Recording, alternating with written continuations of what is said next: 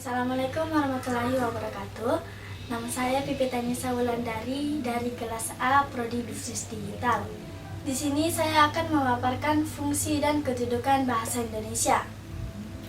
Pemahaman masyarakat terhadap kedudukan dan fungsi bahasa Indonesia dapat menjadi dasar dalam menumbuhkan jiwa nasionalisme kaum muda dan pelajar.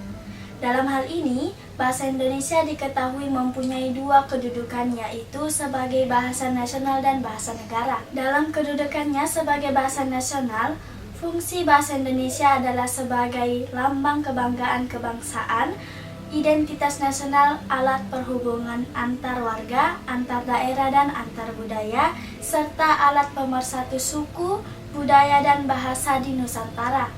Fungsi bahasa Indonesia sebagai bahasa negara. Yang pertama, bahasa resmi kenegaraan.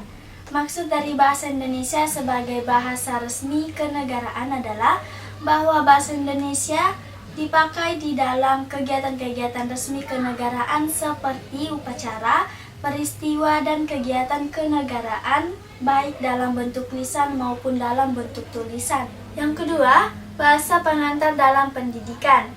Fungsi bahasa Indonesia sangat vital bagi pendidikan di Nusantara ini, mulai dari taman kanak-kanak sampai dengan perguruan tinggi di seluruh Indonesia. Yang ketiga, alat perhubungan pada tingkat nasional.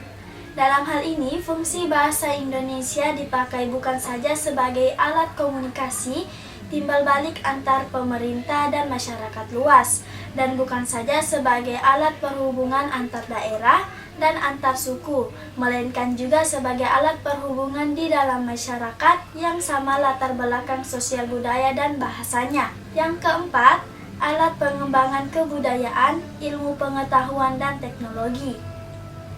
Di dalam hubungan ini, fungsi bahasa Indonesia adalah satu-satunya alat yang memungkinkan masyarakat membina dan mengembangkan kebudayaan nasional sedemikian rupa sehingga bahasa Indonesia memiliki ciri-ciri dan identitasnya sendiri yang membedakannya dengan kebudayaan daerah lain. Baik, itulah tadi hasil pemaparan fungsi dan kedudukan bahasa Indonesia dari saya. Bila ada kesalahan kata, mohon dimaafkan. Wabillahi taufiq wal hidayah. Wassalamualaikum warahmatullahi wabarakatuh.